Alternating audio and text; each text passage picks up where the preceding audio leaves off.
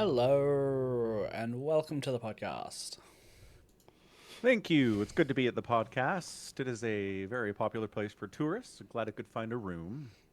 We actually have infinite rooms, but we are at infinite capacity, so fitting you in was infinitely easy and infinitely difficult.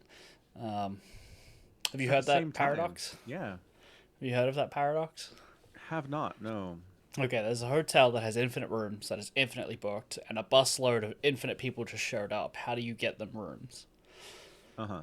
And it's like you ask every even number to like move down to the next even number, and that frees up an infinite number of even numbers for the people on the bus to get in. Sure. Yeah. That's I like, mean, can't really wrap my head around infinity, so yes, I guess that would work. well, probably would. Yeah, probably. Probably. Yeah. Hmm. All Uh, right. Man, I'm going to tell you a story about what happened today. I'm going to make it as short as possible, but man, no, I'm super annoyed. So, go for it. my kid bought a 2008 used Corolla from a Mm. Chevrolet dealership, right? Somebody traded it in and they want to get rid of it. And it didn't come with a spare key or like a fob for like remotely unlocking the door or whatever, right? So they're like, Mm. okay, so we'll get you one of those. We have this insurance company that's like, hey, if you lose it, then you can get a new one. It's like, all right. So they reported it lost. And then the insurance company is like, and they're like, we spent like 2 weeks being like, can we get this? And they're like, we're working on it. And Mm. then after 2 weeks, they're like, okay, so we're just going to do this with our own money because the insurance company is being stupid. It's like, okay, cool. Glad that we wasted 2 weeks trying to get them to do that. So they're like, okay, so we set up an appointment for you at a local Toyota dealership because they know how to program new keys and fobs for a Toyota Corolla, right? Mm-hmm. So they set it up. We went there today, like 2 weeks later. So it's been like a month and a half since this whole thing started. We get there and they're like, who are you again? I was like, oh my God.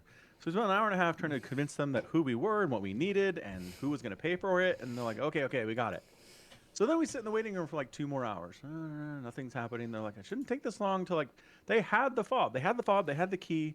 They had the parts ordered in because apparently the people had called in ahead, right? Mm-hmm. Mm-hmm. So eventually they come out. Seriously, we're like, oh.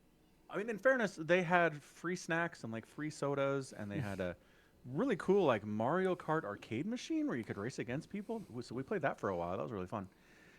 But they come out and they're like, so it turns out that 2008 Corollas do generally have remote unlocking and locking on a fob. Mm-hmm. This very specific one that was built does not have this in there. They're like, we have the fob. We tried to program it 70 times. It wouldn't take. We're like, what the hell's going on? And then they looked it up. They looked up the VIN in the database for Toyota, and they're like, this was built without remote unlocking and locking. It's not in there. So they're like, we made you another key. And we're like, awesome, thanks. So I was late picking up my daughter from school today. She spent like 45 minutes at the school just like hanging out, doing nothing. My son's all pissed off, and it's like, oh my gosh. So the lesson here is don't buy a used car from a dealership that does not sell the type of car that you're buying because they don't know what the hell's going on. They can promise you things, but they don't know what's happening and they can't deliver. So, lesson learned, I suppose. Lesson learned. Yeah. Um, is the car older than your kid who bought it? Uh, it was built. Sorry, same model year that he was born. Okay, okay, yeah. Yeah. I'm just, is he going to be the first generation that says like, everyone says things were built better ages ago, and here's a kid with something that was built, like, at the time he was born, and he won't be able to say that because it was clearly built without a feature that all the other cars did. Right? Yeah. No, Is this going to be I a mean, formative experience for him when he's like 40 and being like, yeah, everything's been built shit since I was a kid? you know? yeah. I mean, we were talking about that on the way home. He has apparently been taught by Instagram or something that all cars built in the last 5 years and into the future are built poorly and terribly, and the workmanship is bad, and there's all these touchscreens that nobody likes, and the safety's probably better, but other than that, it's like, eh. Um, so I don't know. He thinks that. I don't think that he thinks this is representative of cars from the mid 2000s being bad. He's just like, somehow I managed to run across the one 2008 Corolla that doesn't come with keyless entry. Sure. That's how he feels now, but like, give it 30 Yeah. years of internalizing, all right? Mm. People So are in 30 years, he's like, man, remember that time I bought my first car and it didn't even have keyless entry? What a piece of shit car that was. that story might mutate too. I managed to buy the one model that didn't have it, like before they were standard, you know, Mm. and Mm-hmm. bad days become worse days in memory, They do. Good point. and then that gets Truth exaggerated. is So truth is subjective. Yeah. yeah, Over and so time, especially. if he tells that story for the next 30 or 40 years, who knows how bad it could sound by the time he's our age or your age. Fair. Yeah. Fair point indeed. Yep. All right. Well, anyway, so yeah, missed a stream today. Was going to stream some Outer Wilds. Totally didn't do it because I was sitting in a waiting room at a car dealership for 4 hours. Mm-hmm. Rad. What a good day it was. Rad. Yeah. Anyway. Also been playing Outer Wilds on stream. What's that about? So, I didn't know anything about it when I picked it up. I just knew...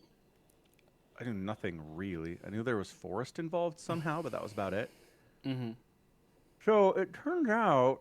The two things I didn't know about it was that, one, it's a roguelike. Okay. In that you go out into the wider world and you die, and then you restart. And then you go try to do the stuff again. Mm-hmm. Just with your knowledge of how to do it better, right? Right. And then also it's a lot of first-person platforming, which I did not expect at all at a game made in the 2020s. Like, I don't know. Like Half-Life, one of my favorite games, right? It is almost sunk by the amount of first-person platforming you have to do in that game. And it's just the fact that you are in first-person perspective. You can't see your feet. You cannot see the stuff below you. You are jumping from place to place, and you're like, boy, I hope my feet are going to land on that ledge over there. I didn't. Oh, man. And then you fall to your death. It's so much harder than playing Mario, where you can see exactly where you are, where the other thing is, where your feet are, where they're going to land when you jump. It's such a different thing. It's so, yeah, anyway. More first-person platform than I expected. Do you feel like you have a particular disadvantage with first-person platforming because you have no depth perception? Because I I definitely don't see don't. how that would matter in a flat screen, right? Well, you can't tell distance.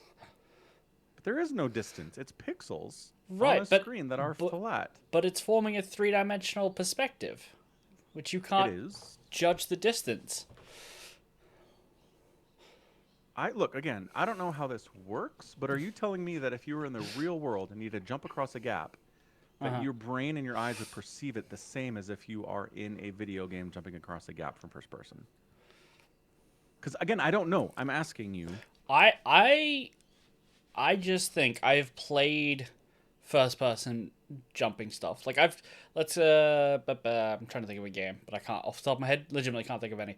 And I've played them and been fine, right? Like Portal Okay. has some platforming bits and you're in first person, and we played that co-op, and apart from killing each other, that was the biggest difficulty I had. Right? The third person platforming. It was first person in Portal 2. I mean, sorry, first person. Sorry. Yeah. Yeah, it's not a game mechanic that I particularly enjoy, but I didn't think it was challenging in its own way. Like I wasn't like, how far is that ledge? It was, I need to jump to that ledge, and there needs to be a portal open on it, or as I slide off and die. I mean, if I search first person platforming, one of the first things that come up is a discussion that was held in 2025 called "Why Do People Hate First Person Platforming?"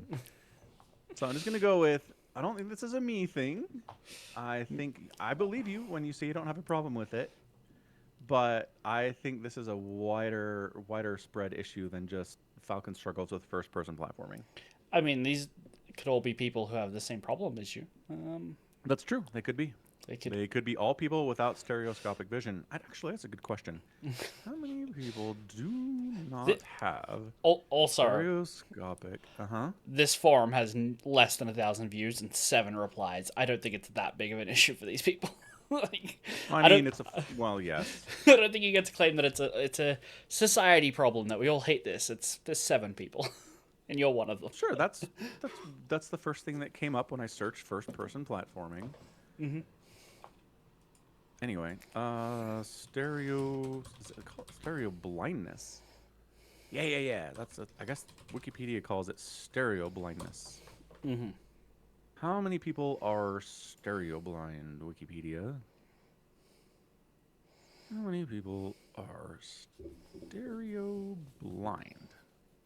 Hmm. Reddit says as many as 12% of all people. That seems high. It seems like at least 7. Gemini says 3 to 10% of people, but Gemini is a liar a lot of the time. Yeah. Thanks, Google, for implementing your lying AI into your Google results. So You're very cool. I found a list of the 15 best first-person platformers. Uh-huh. Outer Wilds is number 4, so it's Awesome. still clinically renowned. It is. It Uh, is. Number 2 is Portal 2. Uh-huh. Number 1 is Mirror's Edge, which is a good game. But it's like a parkour game. Yeah, I've heard of that one. Is Metroid Half-Life Prime at on number there? 5. No. Interesting. Okay. I think that's. I mean, other things on here are shooters, so it shouldn't be discounted. But apparently, it's not better than Titanfall 2, which I've heard the campaign is very, very good. I couldn't get into it because I was too sad that they kind of took away the things that I liked about the first one. And it's a short campaign, isn't it? Titanfall campaigns are like 8 hours. I feel like that's like a standard campaign for like a first-person shooter. Like a Call of Duty would be about 8 hours. Titanfall, For a multiplayer title. Yeah. yeah. That's probably Yeah, about yeah, right. yeah. Yeah.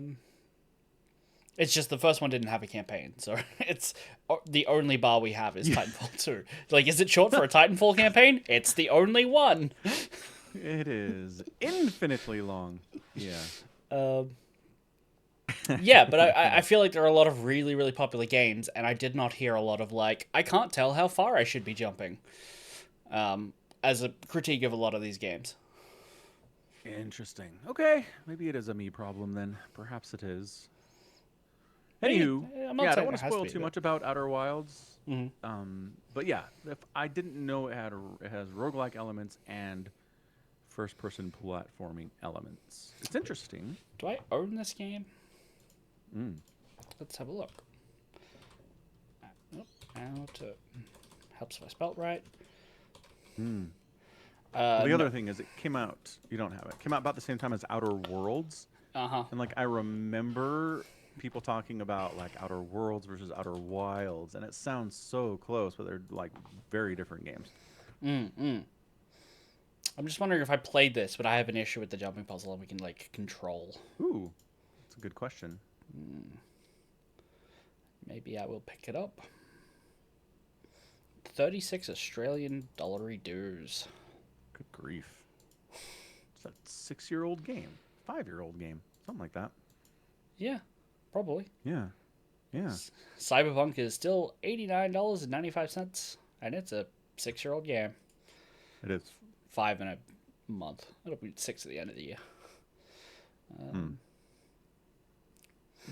I only say Cyberpunk because Steam says Cyberpunk is a similar game. To Outer Wilds? Yeah. Do you know how many guns there are in Outer Wilds? 0.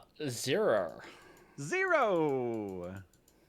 It is an exploration, puzzle-solving, mystery-style game where you are given 0 weapons with which to harm any soul. In that sense, it is the antithesis of Cyberpunk in almost every single way. Yeah. Mm-hmm. Yep. That's hilarious. It also says similar to, like, it's under similar games you've played, Cyberpunk and Halo: The Master Chief Collection. Also very funny. Also very funny. Yeah. Yeah. Yeah. Can you imagine if Halo was like exploration and puzzle solving and guns? There was a little exploration in Halo Infinite. Barely. But yes, it's true. More exploration than the previous games, which were entirely on the rails shooters, basically. Oh. Yeah. not quite that bad. Look, look. There's one path forward, and then guess what? They make you go back through the same path You to get to the next place. there, there are two paths through the city of New Mumbai in Halo 2. You can go left or you can go right. They'll both take you to the same hotel, but by golly, you can do it. Man, Halo 2 was breaking new ground. What an incredible game to launch in 2004, whenever that was, 5. I think it was 2004. That sounds right. Yeah. Good old Halo 2. Better times for gamers for sure. Yeah, 2 different routes to go in New Mombasa. Anywho, yeah. Okay, actually, Halo 3 ODST gives you like most of the city and goes, "Hey, explore, find the missions in whatever order you want to do them." So That's true. That's true. ODST did some new things with the franchise as well. Yep, that's Many different areas. many different areas. Fondly remembered. I remember it. I remember. Me too. Anywho, that's Outer Wilds. Ta-da! Ta-da! Yeah, if you want to try it, feel free. I don't know. I had someone come in and be like, "What's your grade?" And I'm like, "I don't want to grade this before I'm done playing it." I mean, I hear it's a good game. I'm not generally a roguelike kind of a guy. That would make it less fun. If you're not into the like one of the core mechanics of like have another crack. Yeah, and I'm just trying to think of what differentiates that from regular games that have like checkpoints and save states and stuff. Because it's the same thing. If you're playing a game with save states, then you die and you load a save, and then you're trying it again. But I think it's the whole sending you back to square one aspect. So, other games that use it might have like a currency that you get to keep between rounds and use it like to level up. To make things easier, to have access to things. Another game that I think might do something similar like this is Deathloop, where you learn things, and then when you go back, because things are on timers, and you get to choose which way you want to do things, or whether you do it in the morning or the night, and like different zones will be different at different times. So having that knowledge when you die and go back to square one lets you make different choices or more informed choices. Yeah. And you can't do that with the save state because it's inherently saving your previous choice and building off it. Yeah. Yep, that makes sense. If you've not played Deathloop, Aki recommends it. I think it's a pretty good game. It is by the people who did Dishonored. It is... Dishonored is fine. Still $99.95 Australian. Pick it up on sale. It is not worth that much. Holy, what? When did Deathloop come out? 2021.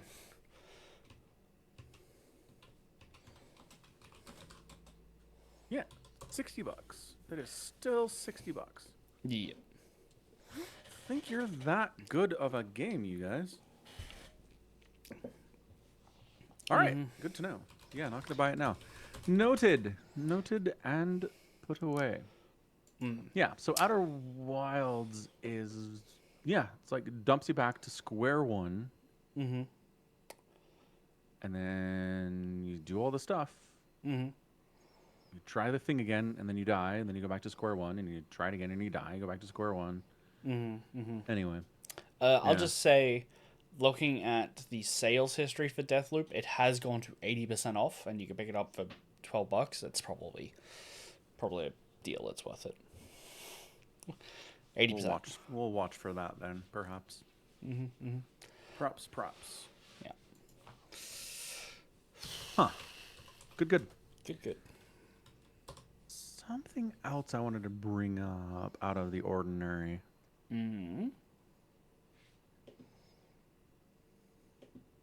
Oh, okay. Yeah, one more thing. Okay. So the Dresden Files, a series of books that I like a lot. I've talked about it on the pod before. The last book was Battleground, like 5 years ago. It was during COVID it got released, right? Okay.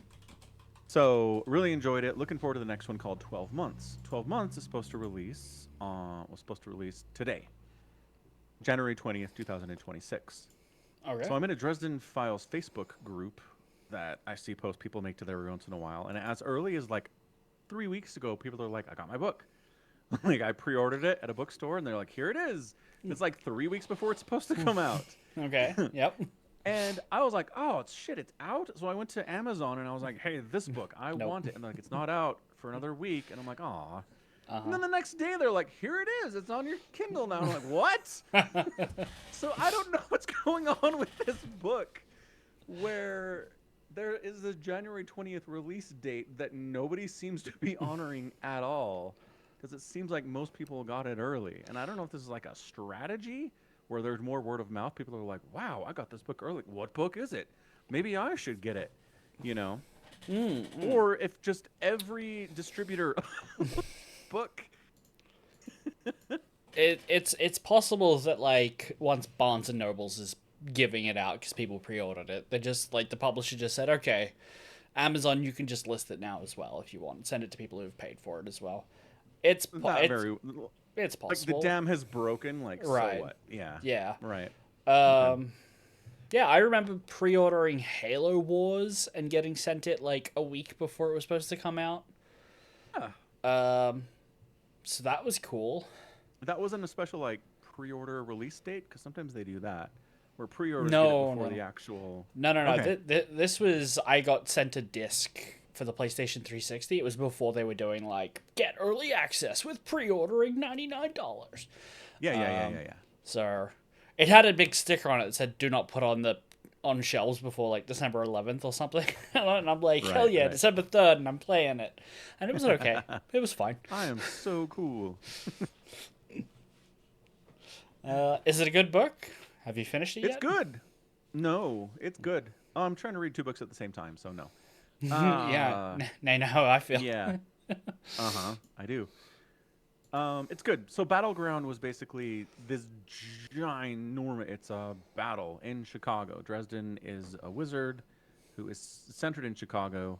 He gets mixed up in different powerful groups. Some of them are out of out of fiction, out of fable, out of mythology, and it all comes to a head in the last book. And like he says, like 2 million people died in Chicago during this thing, and the federal government's trying to say it was a terrorist attack, right?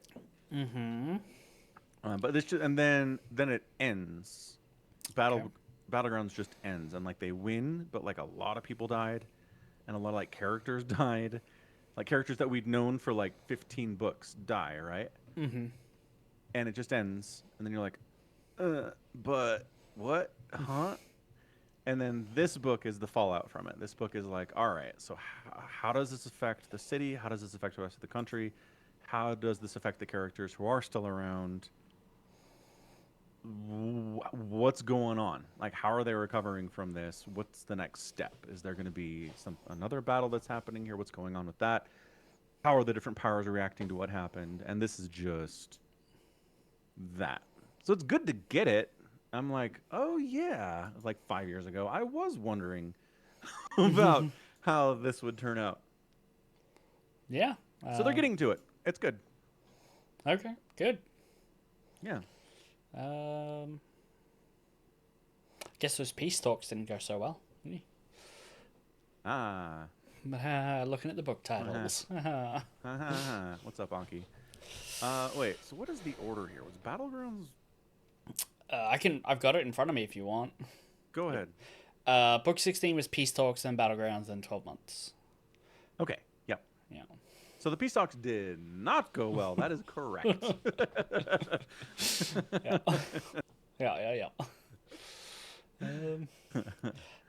Looking at all of the Dresden Files novels, only one of them has a one-word name. Huh. All the rest have a two-word title. Book It's 12 always ghost changes. stories. Ghost- Changes. Yeah. Turncoat, Yeah. Small Favor, White Knight, Proven Guilty, Deadbeat, Blood Rights, Death Mask, Summer Night, Grave Peril, Full Moon, Storm Front. Yep. Changes. And I told you before the story. Yeah, and then there's changes. Which is like it's a changing turning point in the series. A lot of stuff changes, so it's an appropriate name. But Yeah, I told you that Butcher was trying to get a book published and just couldn't get anywhere with it. And he had a writing instructor to say, "Hey, put every trope you can, every trope you can think of in a book." And that's Yep. what the first one is. And they got like publishers are like, "This is great." He's like, "Huh." Well then, I've learned my lesson. Mm-hmm. Mm-hmm. Hmm. Well, Anyway, I enjoy it. Butcher's good. good, good, good. Glad you have it. Hmm. All right, that's it. That's all I have. That's out of the ordinary type Uh, discussions. what did I have? I definitely had something. I don't remember what it is Ah, now. hmm. It Very is. distracted. I, yeah, I slept so much yesterday.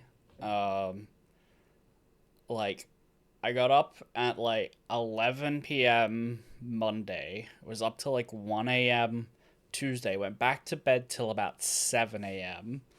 Went Mm. back to bed at 10 a.m. Got up at like 6 p.m.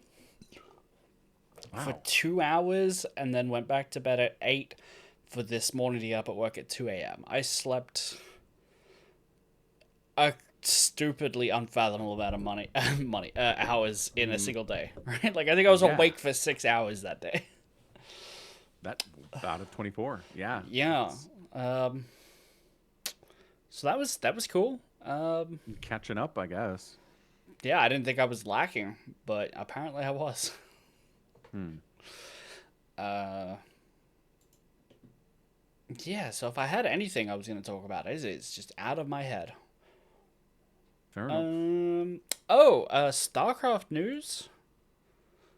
StarCraft isn't going to be at the Esports World Cup. I did see somebody tweet about that the other day. I was like, ah, what? I Yeah. feel like they've been really successful. I felt like StarCraft was really well watched and really hyped up, and the Mm-hmm. last Mm-hmm. couple ones that like have just been massive with the fan base and That's really awesome events. And I'm really sad that what happened. don't know. I do not know. Hmm. So that sucks. I saw some tweets from like Kalaris being sad that you know Yeah. it's not there. He doesn't have a job to like host. There aren't many people like hiring out a host desk for StarCraft 2 or any esports. Mm-mm. Not esports, like Yeah. RTS specifically, which is Right. kind of his jam. Um, yeah, sucks. Totally a bummer. Yeah. So now I'm like curious about what events at all are happening this year with StarCraft 2. So there's the Thunderfire SC2 tournament that was an All-Star Invitational in Mm. China over this weekend that just passed. It had a prize pool of 50,000 US dollars, which is kind of a lot. Okay. That's good. Um, yeah, Yeah. yeah. Hero won that, so neat.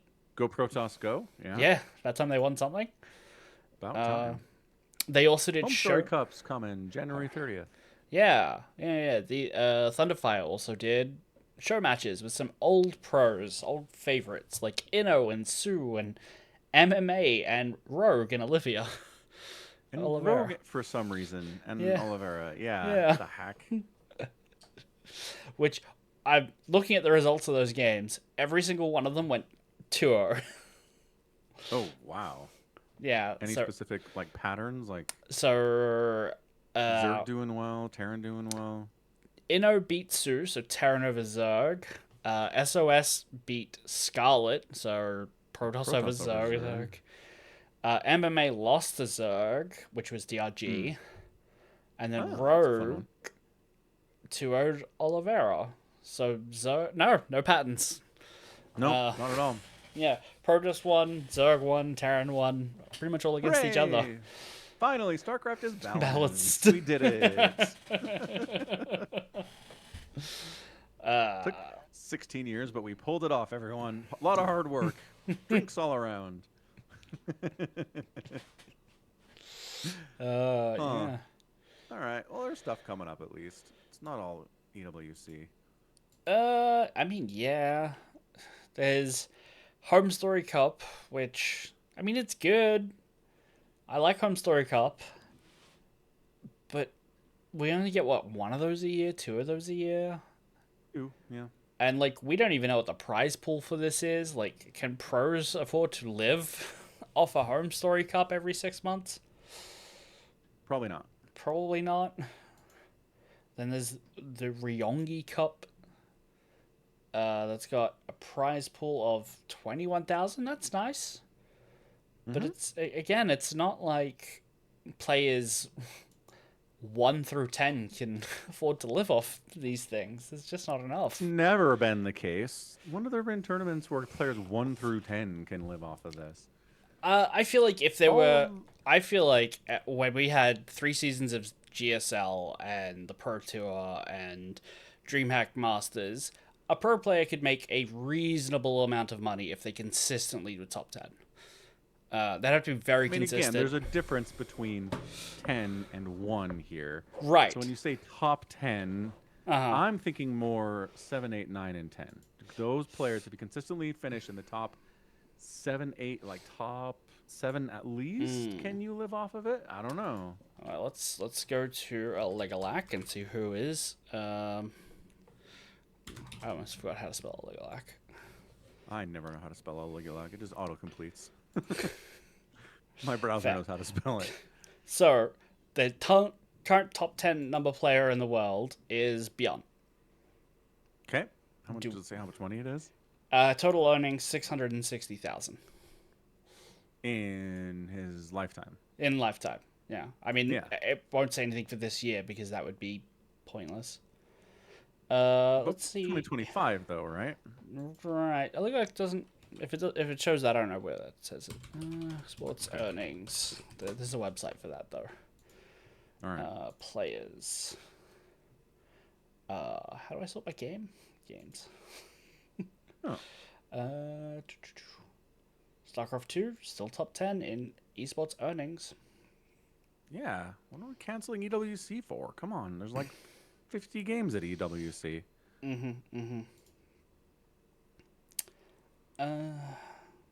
Show me. Can I not sort by year on this as well? That's annoying. Yeah, I mean, we could probably figure this out, but it'd take a lot of digging through Team Liquidia. Right. Liqu- All I'm Liquipedia saying, results. all I'm saying is that if we go to the top players of all time, even down at 25 is 451,000 with Polt. Right. Yeah.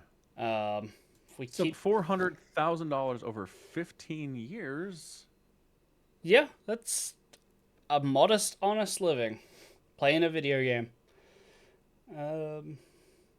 63 Dream, 157,000. When did Dream? $26,000 a year. Yeah, That's not enough anywhere. Maybe you. maybe if you live in a team maybe in house. Korea it works, but my understanding is no. Korea's cost of living is not substantially lower than anywhere else. No, probably not. Well, No. maybe. Depending on where you live in Korea and how you live. Like, again, we're talking about a foreign country where multi-generational families are much more common. So I True. think, like, could you do $23,000 if you were still living with your parents? Right? Could you? I mean, am I paying for my own food? Like, what are we doing here? Are you Half? saying we're taking rent out of the equation? Yeah, effectively. Rent, half of your food. Not really paying for bills. Just transport Yeah. fees, maybe. Yeah. I mean, are you paying to fly, to different tournaments? Is your team paying for that? I don't Yeah. know. I Anyway. just remember there being a lot of conversations about prize pools a few years ago shifting to spread more money further down. This was like when Yes, WSC I remember that. was shifting, right? It was ending. Yeah. And, maybe, okay, top 10 couldn't, but it was clearly enough that we have, like, players would go for years earning 10 place finishes all the time. They weren't like, well, if I have a part-time job, I can still make this work. They won't just go, well, this has clearly never been worth it, you know? Yeah. Evidently, they Yeah. were making that decision, so I have to assume it was worth making. Yes. True Either, fact. or they're just crazy. Yeah. I mean, again, yes, if you can live in a team house or you can live with your parents, then your monetary needs for a year are substantially less. You can Hmm. totally pull it off Hmm. $25,000 a year. Hmm. But Hmm. like, if you're a 26-year-old man and you're like, I would like to maybe live on my own here, hard to do that. Mm. Mm. I mean, I feel like even if you're a 26-year-old man, I think something that we don't talk about with a lot of these players is that they actually have girlfriends or wives and might live with them, and they might pull in money. Even if if we take out parents, right? Like I know Yeah, yeah, Maru's yeah. married, and we like nobody ever talks about that. you know. No, sure don't. Um, So you're saying double income households then? yeah, some of these players might be more double income than we're like initially controlling for. Yeah, that makes That's sense. that's Because all. yeah, we don't talk about significant others for these players at all, No, ever. which is honestly Yeah. probably a good thing. Yeah, it is. Uh, Probably better for everybody well, involved, right. especially Um, them. yeah, yeah. Yeah. Uh, man, I feel like I used to be able to know how to navigate Wikipedia, and now they're like, it's just changed enough that I can't find a list of players. you know. Mm. Uh, Here we go. Players. 2,084 players. Okay. Let's just look at Europe because oh, they've got a map now. That's neat. You can click on the map and find out, who's who and where's where. Um, Obviously, I would prefer to be able to search by earnings, because that would make this handy. Because I feel like we don't know about how many wins Ignite had, or Joe, or Mag. MaxPax is there, but um, oh, how much does MaxPax earn? Having never played at an offline tournament. Hmm. Mm. would That's a good you question. would you like to take a guess? Because he's never won EWC where you could win $500,000 in one go. Right. How many years has he been active? 2019. So the last five and well six, Hmm. depending on when in 2019. Let's Yeah, assume the yeah, whole yeah. year. I don't know. I'd say he's probably made like $100,000. 169,103. Okay, there we go. This is about So right. 169,103, divide that by 6, $28,000 a year. When you're living in Denmark and you got free healthcare and free education, probably goes a bit further. I mean, True. I assume he's a prisoner just playing off the computer in the library. That's why he can't go to lands, but um, I like that theory. It's a good one. I hope he gets his conviction overturned. Yeah, yeah, Gotta get him a good lawyer one of these days. yeah. He's also playing for System Gaming, which I hope they have a salary.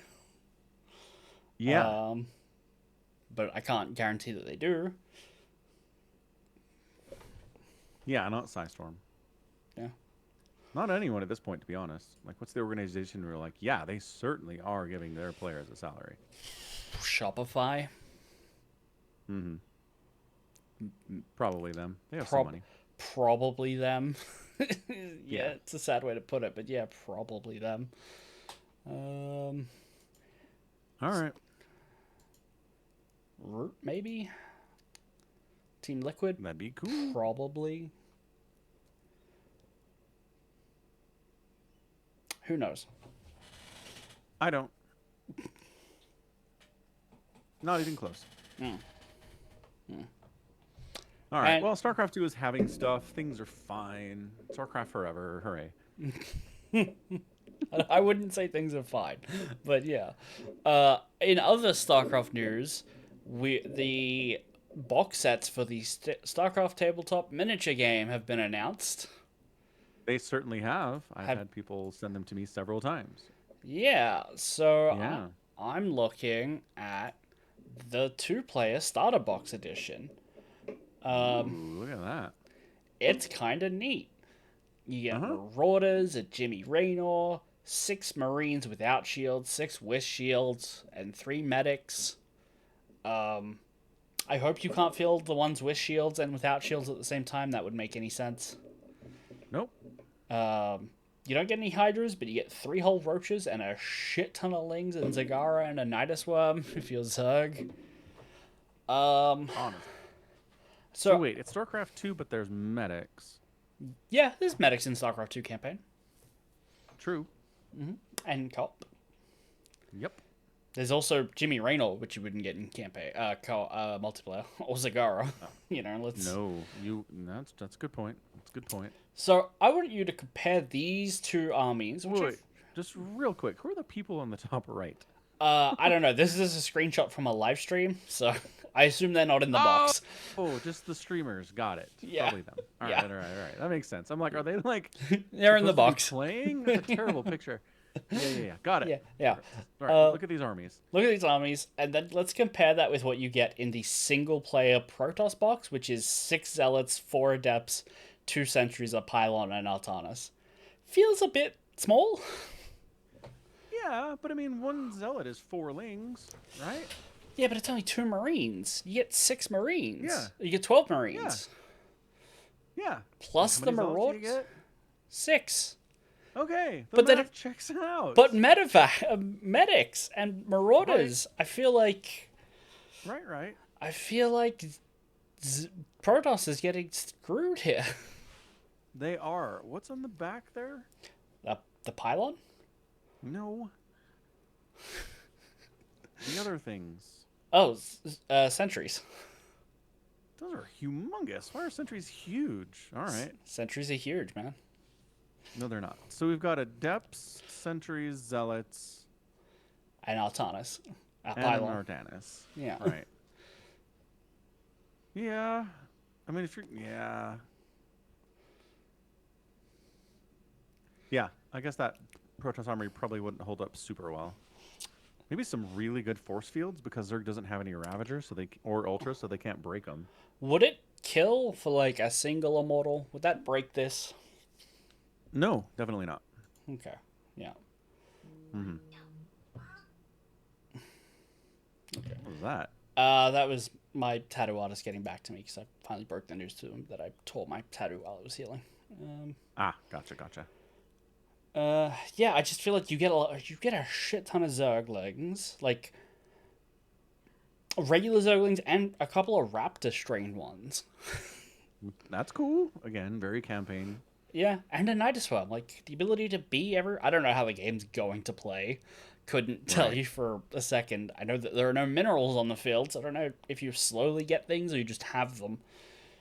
Yeah. Well, I mean, one Nidus doesn't really help you very much. You got to have the other end of it somewhere. Also So true. it's like, congratulations on having your Nidus network. Put your units in here. And then what, Mr. Player Man? I don't know. They're in there now. You have a Nidus. Yeah. So apparently the 2-player starter box is going to be at $199, but if you bought them separately, if you wanted all the stuff in it, it would cost you over $450. So get in quick with the pre-orders if you want it. I guess. What a screaming deal. Wow. Deal of the century. And then you got to paint it yourself. So don't forget you need snips and embry boards and paints and mold line scratches and everything I already have as a Warhammer player. But, you know. That's true. You're prepared. You're ready to go. Yeah. Yep. Blah, blah, blah. Yeah. That's interesting. I still want it. I know you do, tabletop man. Yeah. I would never ever get a chance to play. I'd never get a chance to play actual Warhammer, let alone StarCraft Warhammer. True, right? Right. Too much. And yet, impulse purchase, perhaps one day. It will show up on your doorstep. Maybe. Oh, I got past Somicron. I don't have time to do any of this. Well, no, I got loads of time for this. I'm just lazy. I'm like, well, it's easy to play another game of Battlefield 6 instead of getting my paints out from the garage. Also because I'm worried the paints have been in there for like a year and are all just dried. because they're in Right. these tiny little pots. Yeah, probably not doing great. No, Probably not. Um, no. Speaking of things I bought 6 months ago, and it's like, wow, look at Impulse Omicron getting me a treat. I finally got an email that my Claire Obscure Expedition 33 vinyls are shipping for the Hey, soundtrack, coming in a yeah, 6 vinyl set. insane. Yeah, About time. yeah. Yeah. So that's cool. Was there was there an originally promised date here or Q1 2026. So I'm like, it's crushing Q1. it? Yeah. Yeah, they're early. It's like not even February 2026 yet. That's like the earliest it could possibly be. Yeah. Awesome. Good on them. So I'm happy to get that added to the Where collection. is your record player exactly? In the garage. Ah, is that Yeah. your listening zone when you want to go out and jam to some tunes? You go out in the garage. No, all my records, you can just see them in the background, just here. If Yeah. I tilt the camera. There's a big old Uh-huh. stack of them just there. Yep. But no, my record player is not easily accessible. Ah, so Honestly, is if I this just collector's items then? well, I mean, I would listen to them if I had it out and a reason to Uh-huh. put it on that wasn't just like Spotify would beat, right? Like, So it's collector's items then. they're collector's item, but I have put them on and used them when other people come over. I'm like, hey, do you want to listen to like some records? Because Yeah. it's a vibe, it's a jam, you know. Mm-hmm. The I the know. sound mixing is different. There's less compression or no compression. If they No, weren't you're lazy. going to convince me to listen to records, Omicron. I'm I've- just asking I'm- when you listen to records, and the answer is when other people come over. That's fine. I get it. I feel like I'm being attacked, Falcon Paladin. No, we've answered the question. Everything's cool. If the answer was no, I never listened to them, I would have attacked you. But there is a time they get listened to, so it's totally cool. I am on board. No attacking here. Nope. Yeah. I was just looking at that email, and then I was like, oh, I've got junk mail. And I looked at it, and I got an email from myself. It's in your best interest to read this, Falcon. Do you think that might be spam or like a virus or phishing? Or did I really send myself an email? If you really sent yourself an email from the future, you should definitely read it. Well, I don't have anything in my sent box, so I don't think I don't think I sent it. It's not sent yet. It's from the future. We have future email in the future, Omicron. No, I think it's a scam. I don't think It's like that office cold open where Jim took some stationery from the old office and every morning sends Dwight faxes from the future from himself. And one of them is, Dwight, do not drink the coffee. Someone has poisoned the coffee. Sincerely, future Dwight. I don't think I've seen that one. And then Stanley comes in the room holding a cup, and Dwight goes, oh, and knocks it out of his hands. So good. That's great. Fantastic. It's a good show. It's pretty good. It's good. I enjoy it. I don't have a desire to rewatch it like every other Office fan constantly rewatches it, but it was good. You don't rewatch anything, so I'm not surprised in the That slightest. is true. I know. Yeah. Legitimate. Oh, TikTok. Did I tell you about how TikTok banned me for multiple flagrant violations of community guidelines? Oh, really? Yeah. Did I tell you this? No. So I set up a TikTok account because I was like, all the social medias I have access to, go. And I was posting stuff, and it was fine. And people are like, oh, StarCraft in my TikTok. That's cool. And I'm like, oh, that's what I'm going for. This is great. And then I tried logging in one day, and it's like, your account is suspended for a violation of community guidelines. And I was like, which ones? They wouldn't tell me. They didn't send me emails like, you broke this rule, or here's a thing. And I was like, well, this is based out of China. Like, they don't really, they're not going to tell me anything. Sort of. Right? Well, back then. Anyway, but the trick was that I was still connected. I had linked my Twitch account to my TikTok account. So I could share clips from Twitch to TikTok without actually having to access the website or the app. That little back door was still open. So I was like, eh. So I just kept sharing StarCraft content out there. And it's working fine, and it's posting, and people are liking it and sharing it. And I'm like, all right. And then today I went into Twitch, and I was like, all right, time to share another clip. And it's like, we lost the authentication. You got to re-auth. And I'm like, oh, crap. I knew this day would come. So I went and I did it, and it's like, this account has been suspended for flagrant violations of community guidelines. You can't log in. And I was like, no. So I did this about 6 months ago when I initially got banned. You go to the TikTok website, and there's a form you can fill out. Mm-hmm. Because all the suggestions are like, well, log into your TikTok account and go to your inbox and see what you were suspended for. And I'm like, when I try to log in, it goes, this account is suspended forever. You cannot even log into the account. Not only can you not post content, we're not letting you in here. Mm-hmm. So I don't have an inbox. So there's a form you can fill out.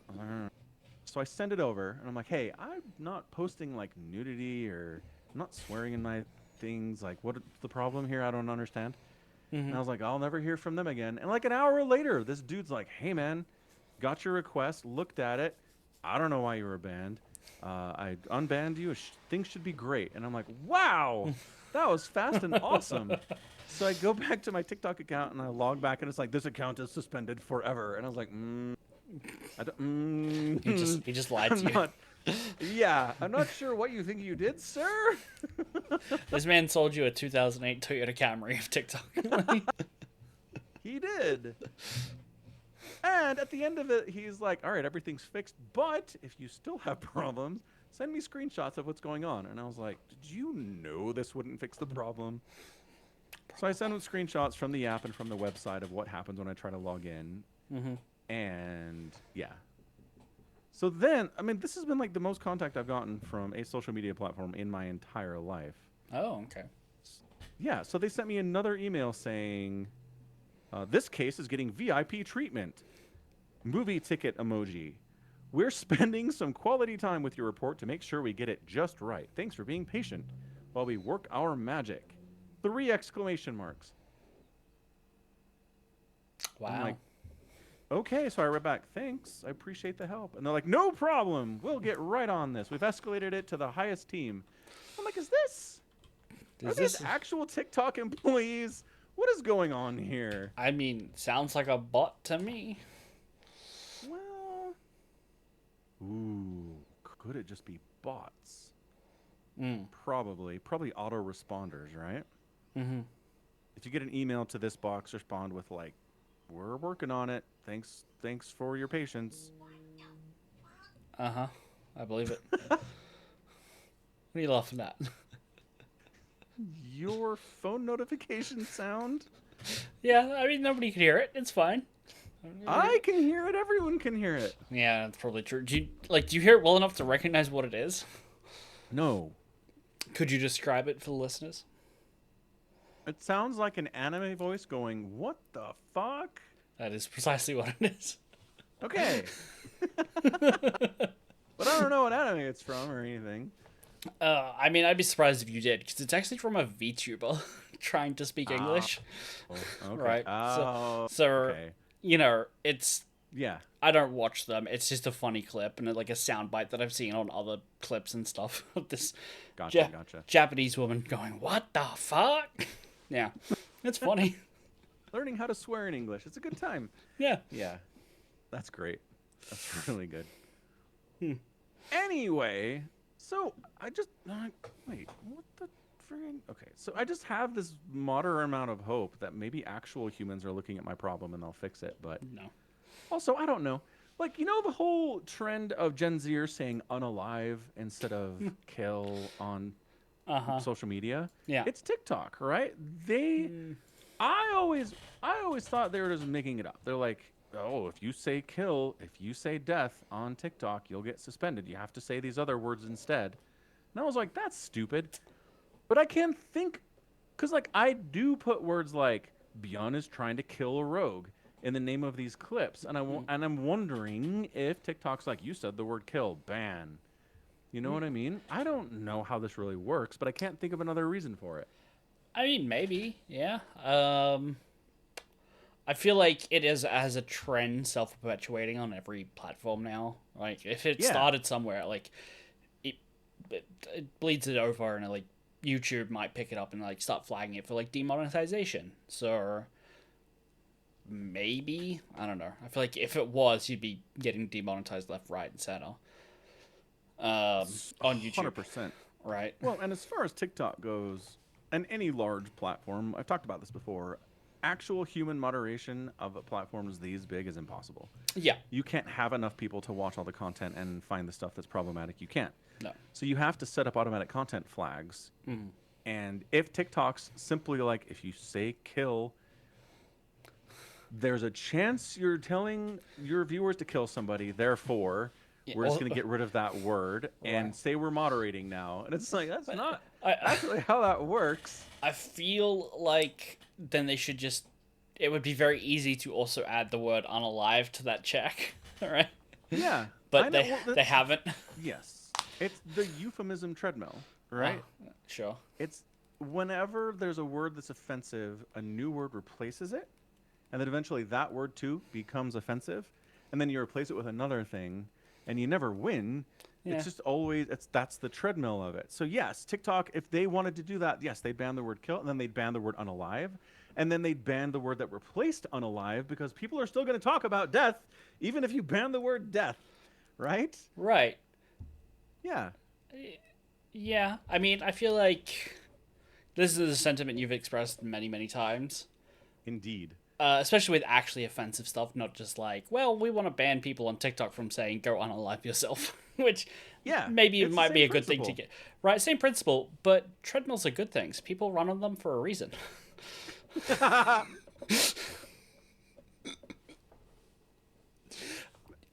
Just to work with the analogy, right? I like for stuff that's like actually offensive words that are discriminatory or bigotry or for whatever reason. I'm Yeah. okay with there being a treadmill. It's fine. Yeah. Like No. I'm not. I'm not saying it's a moral wrong. I'm just saying you can't win. I'm saying if you make a word banned from your platform, there will be a new one that pops up to Right. describe the thing, and then it too will become offensive. Sure, and maybe you're just Yeah. describing a process, but it feels more charged of like a don't bother sentiment. Like fighting entropy, you just shouldn't try. Ooh. That's the way I've No. felt when you say it. Yeah. No, that's fine. I understand that you would feel that way, but no, that's not what I'm saying. Right. I'm not saying don't try. I'm just saying be aware that you're not solving any problems by banning a word. Another one's going to pop up, and you have to do it again and again and again forever. So, Again, do it. you- If that's what you want to do, do it. are you suggesting we But- speed up or slow down the treadmill? Or race the I incline? mean, Or move to a stairmaster? yeah, or do an elliptical. How's your knee, by I the way? don't know. It's a what? How's your knee, by the way? A calf. Yeah. Calf, sorry. That's all the leg. It's pretty good. I went to the gym yesterday and I ran for 2 miles and I was like feeling good. And then my calf was like, "How about we stop running now?" And I was like, "Okay, all right, hold on, fine." It didn't actually re-aggravate, but it started getting like a little twingy, and I was like, "Nope, fine, Nope. we're walking for the rest of the workout." So I'll go back tomorrow and I'll see how it is. But yeah, things Fair are good. Okay. I don't know, because the speed of the treadmill is just the speed of the treadmill. It's pretty slow. It's honestly pretty slow. It's pretty slow. And I'm okay with that. Yeah. I don't think we need to change the speed at all. No. Because the speed could be very quick. Because I feel like the Yeah. unalive trend picked up relatively quickly. Like, I saw one video, and then every video I saw that made its way from TikTok to YouTube Shorts had it, right? Right. Like, it was very quick in the pipeline. So you could control for that very quickly, but they don't seem to be. So they're happy with being like, this is a good compromise, at the moment, at least. And that's the whole point. It is. We find a word that we find that is less of a problem for whatever reason, right? And then everyone's like, "Hooray! We found a word that's less of a problem." And then over time, it gradually becomes a problem, and then that problem needs to be fixed. So if we look at Google Trends, the word unalive really blows up in like 2021. Yeah, I believe it. Yeah. And so it's been 5 years of unalive. And so, yeah. So I don't know. I mean, at this point, I don't know. I haven't seen anybody be like, "Oh, unalive is a problem word. We need to get rid of it and do something else." Right. Right? I mean, Which I mean, it's slow. what I would say is what it would take is like a court case where if I told you to go kill yourself, that's clearly bad, and you could, that's a crime. But would you like is the word unalive there skirting the law? Is it a loophole? And that's what it would Hmm. require before it's like, oh, if you have people on TikTok telling their viewers to go unalive themselves, that is like for legal terms equal to using the word kill, you know? And then that's when they add it to the filter list of like banned terms and like getting the Sure, AI but to look for it.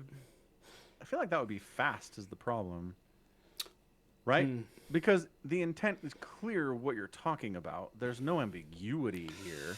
Everybody who hears the word unalive knows what it means, Well, right?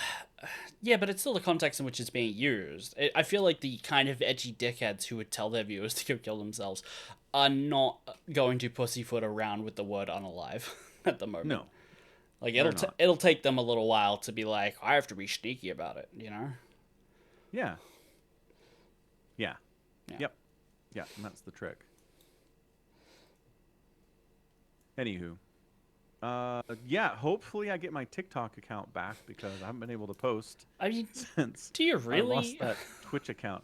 I don't know, man. It's fine. I'm not getting like a million views out there, but Are you getting any money out of it? no, because my account's banned. Were you getting any money out of it? No. Okay. But I wasn't getting any money from Facebook, and then one day they were like, "Hey, you want to monetize your account?" And I was like, "Okay, I thought you had to have like 10,000 followers for that." And they're like, "Nah, you're good." And I get PayPal money from them of like $250 a month now. Wow. So I know, isn't that great? So if one day TikTok's like, "I'll send you $250 a month," I'm like, "Deal, I'll take that. Thank you very much."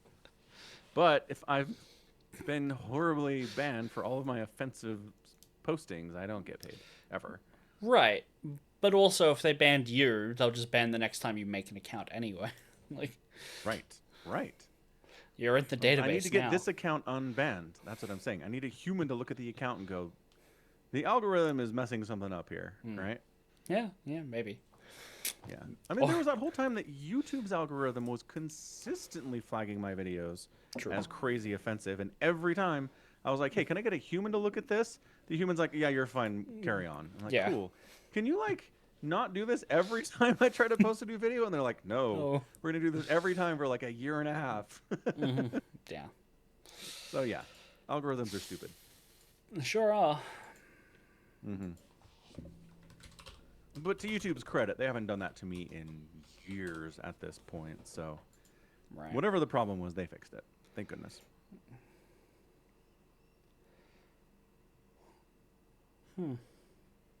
Yeah. I'm. Hold on. I'm on Australia. I need worldwide. I'm looking at Google Trends for the word algorithm. Oh, interesting. When would you assume algorithm peaked in Google search terms? Peaked. Like it's on the downswing now? It's actually on another upswing, but Uh-huh.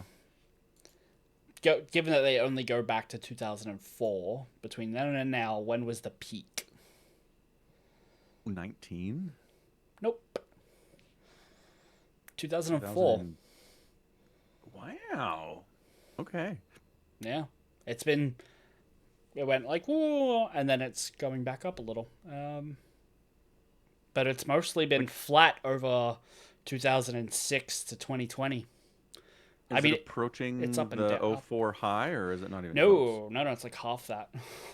Mm-hmm. Got Yeah, it. That's interesting. yeah. Yeah. I mean, as AI starts taking over more, Mm. because like algorithm is the baby version of AI, right? Right, right. I wouldn't have thought in 2004 people would be talking about algorithms. Like, It's a good point. yeah. What's the context of people in '04 really going hard on algorithms? Yeah, I don't know. I mean, meanwhile, AI peaked at the end of last year, and was Yeah. basically an absolute flat line, like with a tiny little peak in 2012. I was wondering if there's a movie came out, maybe. Huh? Uh, um, Because I remember algorithms starting to come up more often in social media, where people started recognizing that the stuff they're being fed on things like Twitter and Facebook are algorithmically determined. right, and But they're '04 is too early for Facebook or for Twitter. way too early. Yeah. Way too early. Yeah. That's what I'm saying. So what is it? Algorithm 2004. I mean, algorithms have been a thing in math forever, right? True. Maybe there was a new algorithm in that was In '04. solved. Yeah. Yeah. Yeah, because if I search algorithm in 2004, it's all these like mathematical papers and statistical Right. MIT type things, and like none of it is like socially relevant at all. Yeah. A new approach to learning algorithms by T. Mudner in 2004. Yeah. Maybe that's why the first time Google was like, "Hey, we're using an algorithm to like find better results." Maybe. Right, but they'd been doing that since 99? Oh. Like that's what set them apart, I thought, was that they weren't just manually crawling the entire internet. They had algorithms to more efficiently search for the stuff that actually mattered. Yeah. I don't know.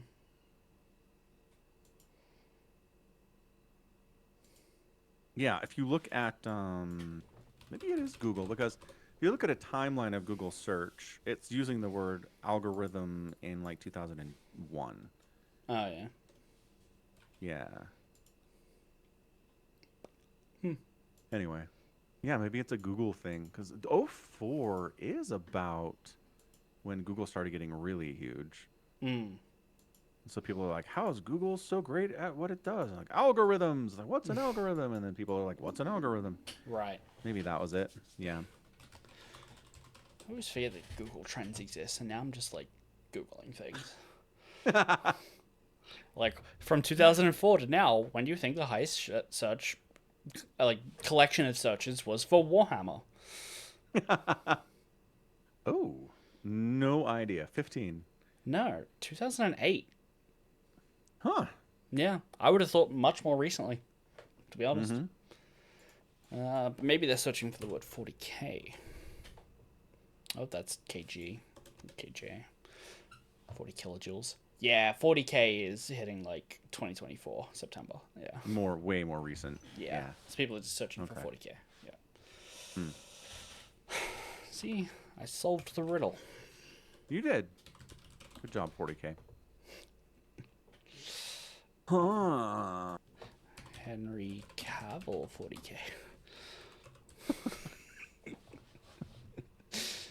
Yeah, it's a lot of straight up and down lines. I don't think there's a lot of searching for that.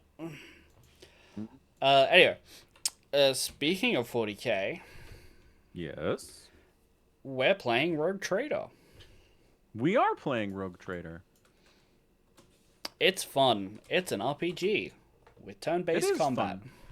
We're even playing it on my Twitch stream at twitch.tv/FalconPaladin, and we played it once offline just for our own entertainment, but now we're streaming it for the masses. And by Now- that I mean the 4 people that watch it when we stream it. Hey, the VODs have more views than that. That is true. The VODs do. I'm just saying live viewers is not that great. That's fine. Not a problem. Is what it is. We made a super breakthrough the last stream, though, when Somicron found voice-changing software that he could use. I did. And Yeah. it's great. Yeah. Would you like some Pascal? Man, Pascal's my favorite one of all the voice changes that you found. It works so perfectly for him. Diptus Mechanicus. Let me look up some Mechanicus quotes, and I'll give you them in Pascal.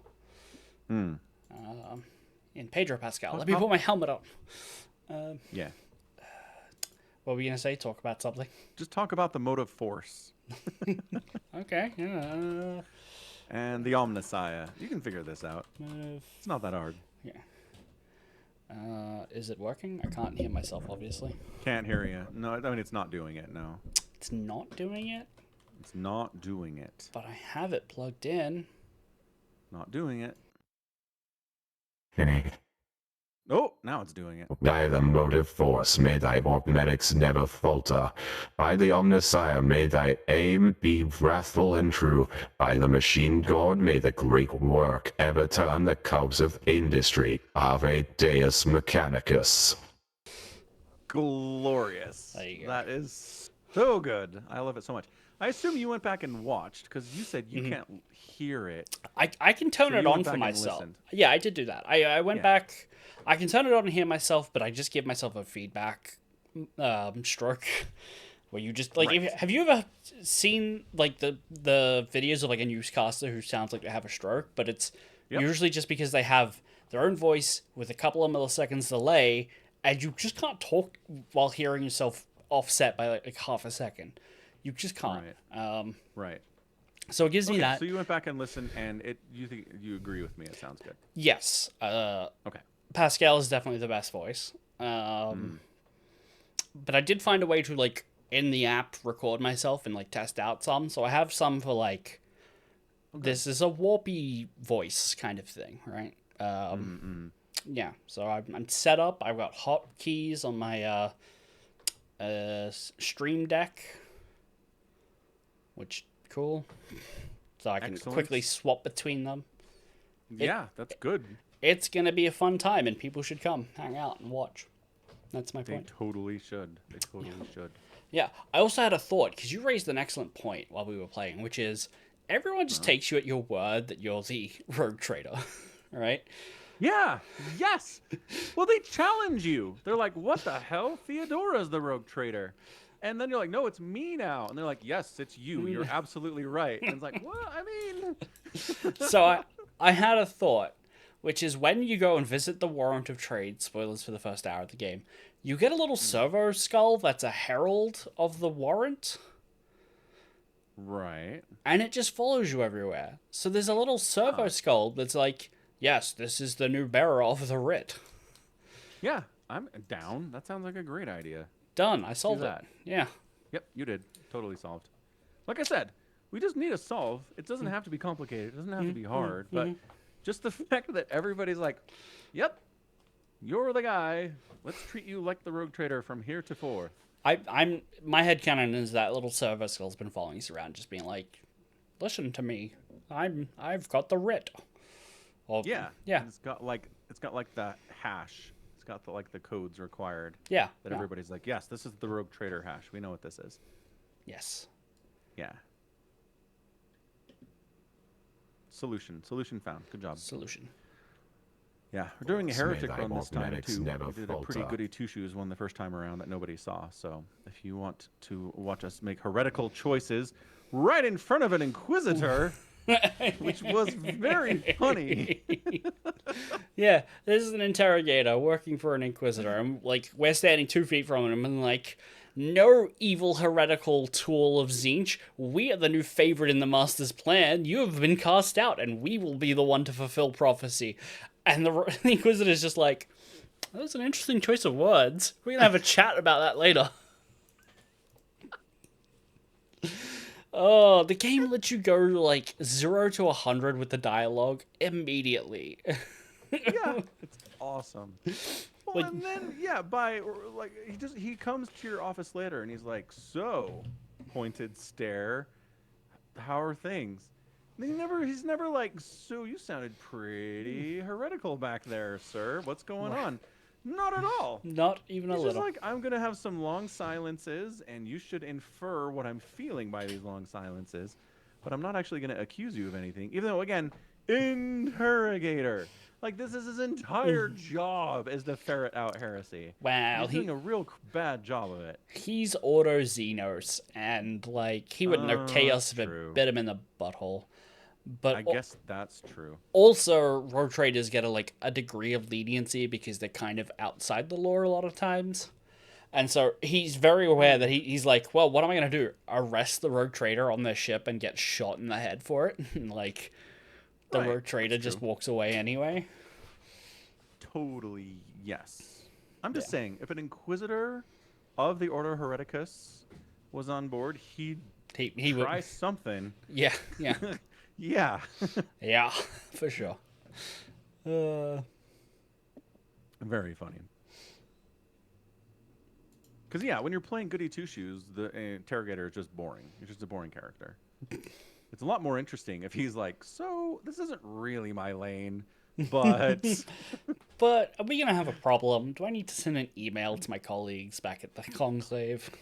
yeah, right? Yeah. Yeah. Anyway, come hang out and watch us play, or catch the VOD at least. It's a lot of fun. Yeah, the playlist is linked in chat. The whole thing's out there. Check it out, especially the most recent one. Yeah. So, book Warhammer? Yeah, book Warhammer. Speaking of Warhammer. Speaking of Warhammer. We read, what did we read, Falcon? Renegades, Harrowmaster by our guy Mike Brooks, who Yeah. does good orc books, but also does good Alpha Legion books. Turns out, does a good Alpha Legion. Yeah.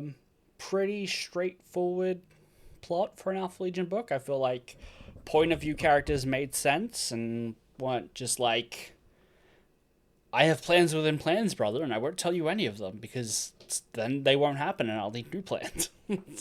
Right. You know, there was a lot of references to lots of little Alpha Legion warbands who are like, these ones actually think they're loyal and are genuinely regretful of their action but feel it's necessary and Right. flay themselves in penitence. You know, it's like, whoa, okay. Classic Alpha Legion. Yeah.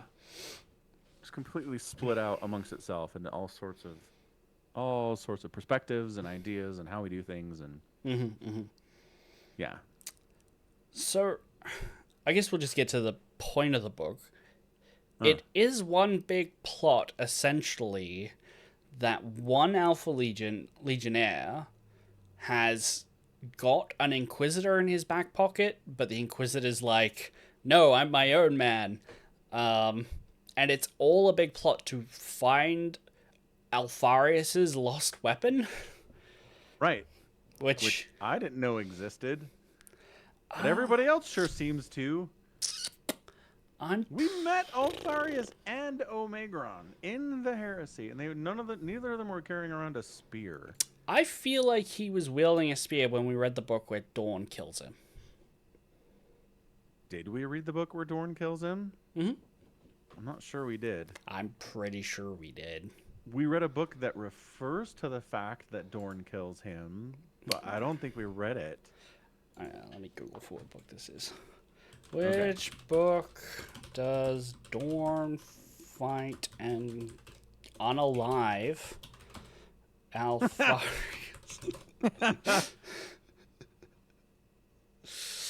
Does it happen on Luna? No, it's the Battle of Pluto. Pluto. Yeah, we did not read that. I didn't read that. Maybe you did.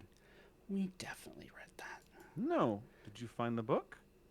No. Okay. God, the wiki is so shit. Give me the Lexicanum. The wiki's just useless. Alright. Hold on. Heresy. Battle of Pluto. Okay, what book is that in? What book is that in? Lexicanum, I just talked you up.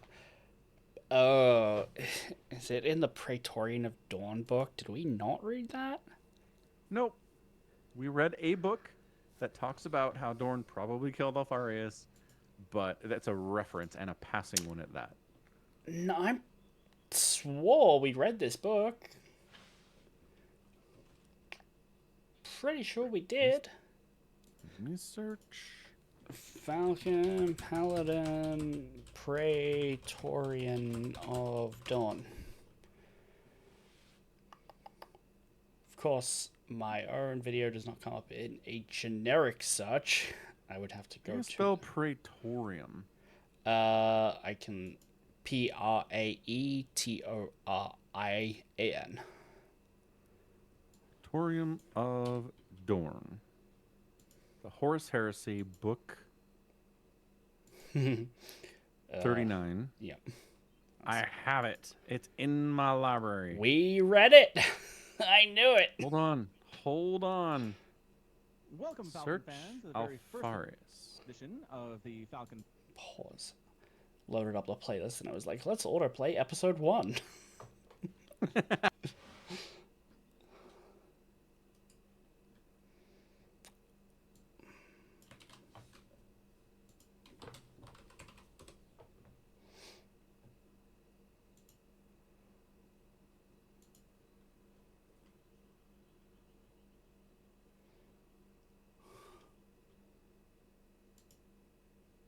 Alpharius is sure fighting someone in this chapter. Dang, this is in here. Yeah. He's got a spear and everything. He's got a I spear take on the everything cover. back. Yeah. Yeah, I told you we read it.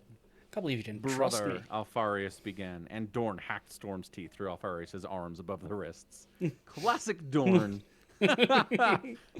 Yeah. Like, I don't talk very much. Sorry, man. Mm-hmm. This is less fighting and more Dorn just like murdering him. Yeah. Well, Yeah, I mean, he's It is now. crazy fast.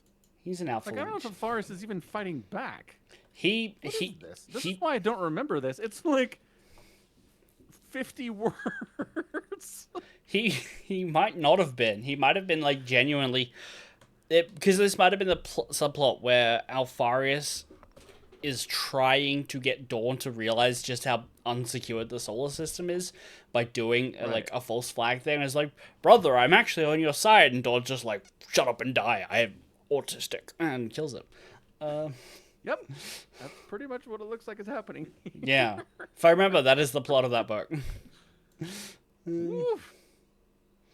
Woof. Yep. Okay, we did read that. Anyway, so in this book, Harrowmaster, they're totally trying to get Alpharius' spear, which is totally a thing.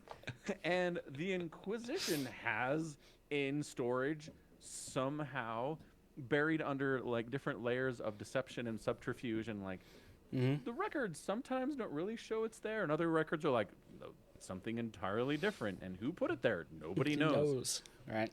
Yeah.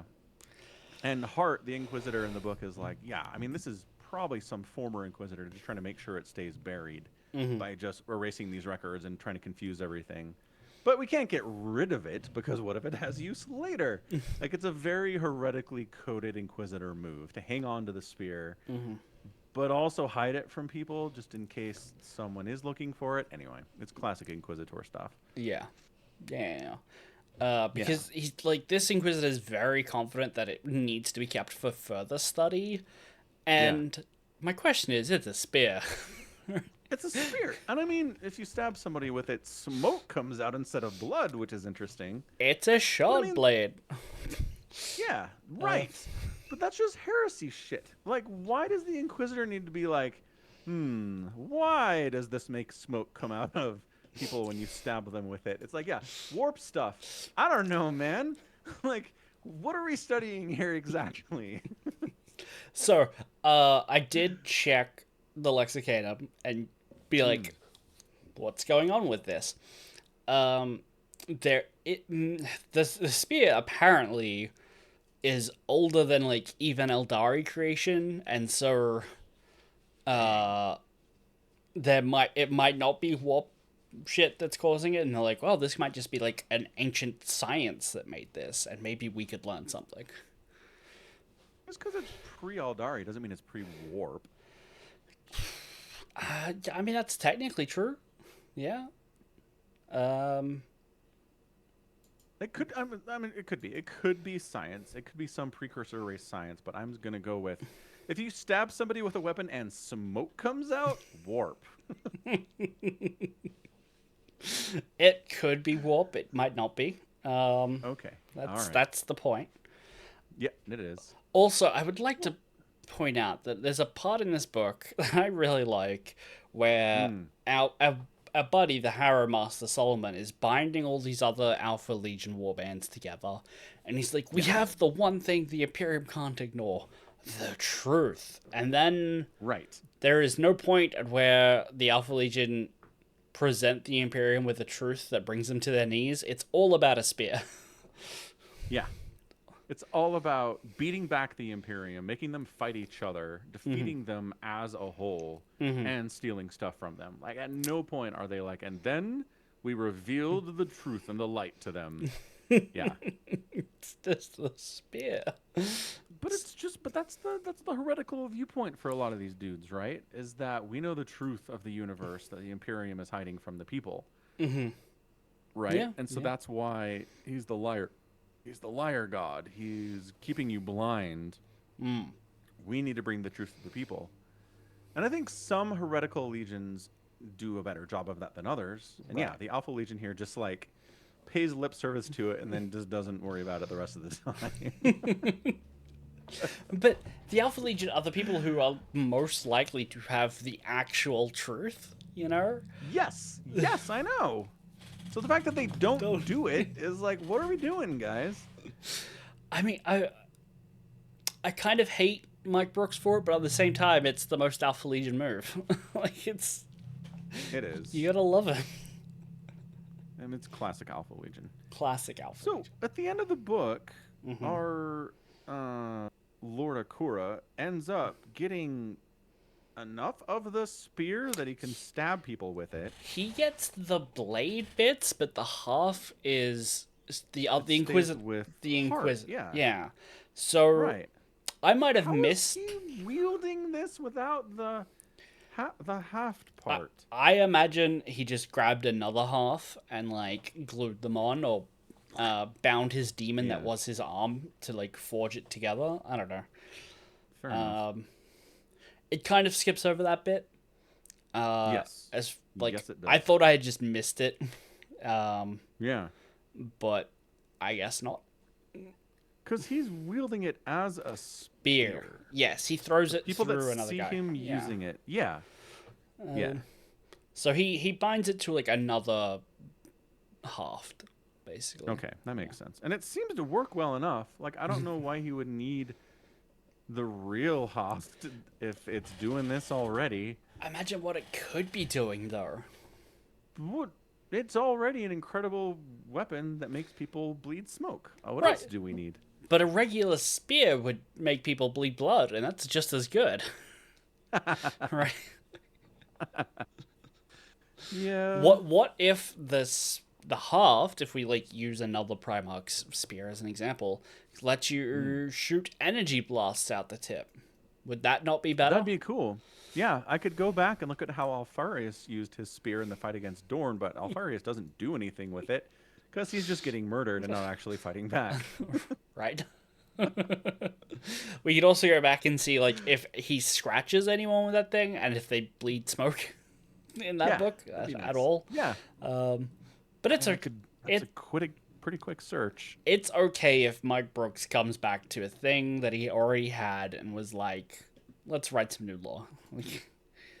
Totally. I'm It's fine. It's been a while. Not going to complain. Yeah. No. Since Mike Brooks didn't do Praetorian of Dawn, John French did. Excuse me. Yes, he did. Because it turns out that at the very end, our Inquisitor, who is maybe like a red herring of whether or not he's actually just working for the Alpha Legion, because he is definitely sending them messages and getting messages from them sometimes. Whether or not, Yeah, but he says he's trapping them. right. But throughout the most of the book, like, is that his excuses or is he fully believing that? We don't know. Like, at least to the very end, right? Like, how deep is he actually in is kind of a mystery, and whether or not he's like the red herring about, or if there's another traitor, and it turns out there is. True. But he agrees to make a deal with an unsanctioned Pyrrhikine Psyker to elevate her to full inquisitorial status. Yep. Turns out he's writing a bit of backfill for another book he wrote called Rights about of where this Inquisitor came from. Yeah. It felt like that. It felt like establishing another character, whether for future books or, like, again, backfilling. Right. So Yeah. I looked at this character, and apparently she's in a book called Rites of Passage by Mike Brooks. Cool. Cool. I'm Good for her. I will put it on the list. Mike Brooks books are neat. I like Brooks. Yeah, we can read this at some point. It's a funny conversation because she's, like, blackmailing Hart into being like, look, I'm gonna expose all this shit you've been doing unless you recommend me to go to full Inquisitor. And he's like, all right, but look, I can't stop the Conclave from like really looking at you and deciding you don't belong. Right. Like I can't. I can make the recommendation, but it's guarantee- just a recommendation. Yeah. Yeah, I thought that was good. He's like, I can't promise you anything because this is not a unilateral power that I have. I can give you the rosette. I can make you one, but if my bosses decide that you're not fit for the job, they will kick you out. Right. Yeah. That was good. So here we go. So, Archimus fights Alfarius Okay. Arcanus. on the Hydra Moon Fortress in the Plutonian orbit. Mm-hmm. So Archimus has got a power hammer, Thunderhammer. and then there's a buller, I guess a thunder hammer. Yeah. It's Oathward. He lit Oathward's power field. Lightning wreathed the mace's head. Oh, it's a mace. Okay, not a hammer. Mace. It's Well, it's like a Crozius Arcanum. It's a power weapon. It's fine. Yes, it is. The spear struck him in the chest. The blade passed through his armor without a sound. Coldness whipped through his torso. He felt blood gush into his throat. Black smoke was rising from the wound as armor and flesh dissolved. Alfarius stood in front of him, holding the spear steady in his chest. The Primarch's head was bare, his eyes dark and without feeling. And that's it. It's like a one-shot, one-kill kind of a thing for this dude. He's Yeah, down. but black smoke poured out. Yeah. It's an established thing. It is, but the question of, with the haft, does it do anything different? No, well, we still. I'm not sure that it does. No. Again, so like, why do we care? Well, Just let him have the stupid spear. Why does splitting in half matter? well, I mean, he might. One, we know about its like sentimental value to the Legion. He's able to like unify the warbands under his rule because he has it. He explicitly says that there are others that without it, but it would. They don't know that he doesn't have the whole thing, right? I know, because it functions exactly like if he had the whole thing. Right, but what if the haft is pure adamantium and can't be broken, but this haft can? It's going to be a real problem for him if he's in a fight with, like, follow me, I'm your Primarch Reborn, and then his spear breaks. That seems like a bit of a downer. That would be a downer. So you still want... He doesn't describe the haft at all. No, not really. He's just like, what's that? It's the haft of the spear of Alfarius. Anything else, Brooks? No, definitely not. That's all it is. All right, I guess. I guess you win. Yeah. Yeah.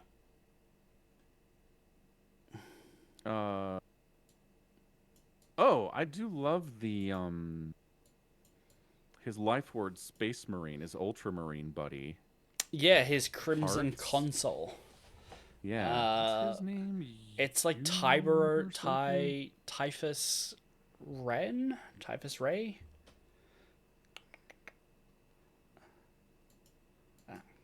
I can't remember. I can look it up.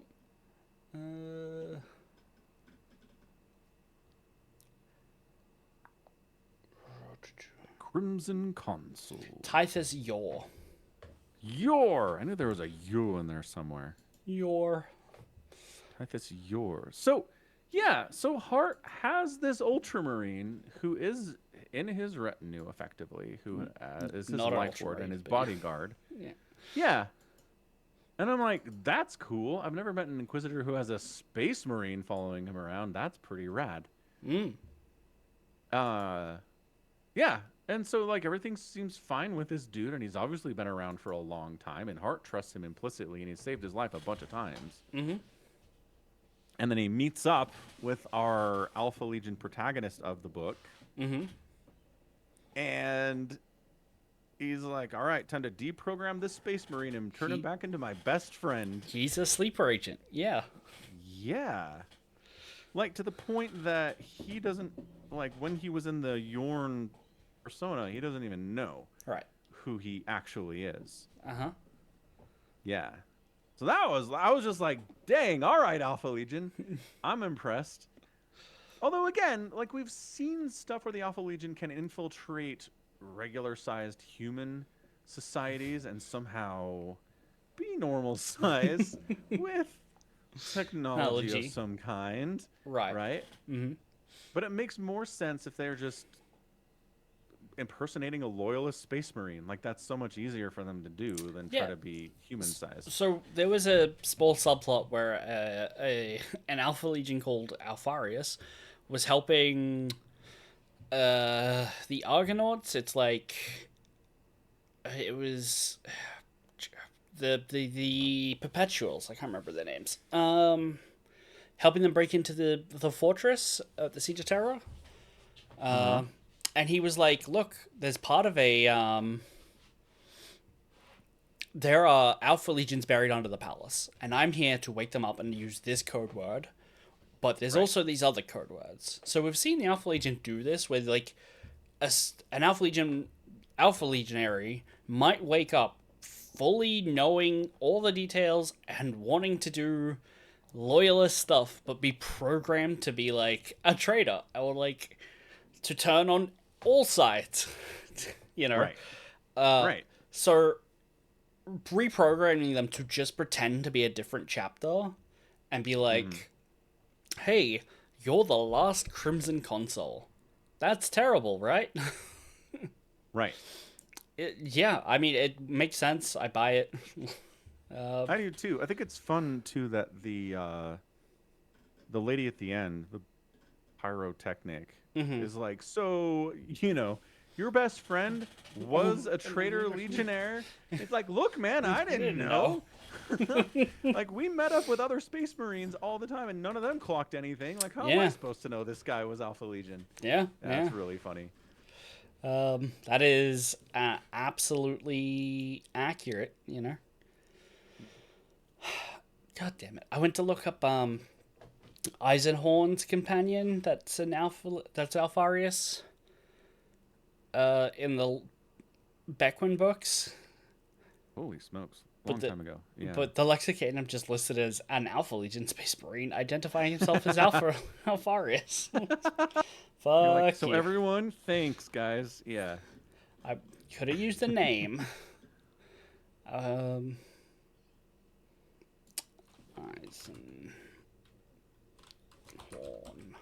Alpha Legion.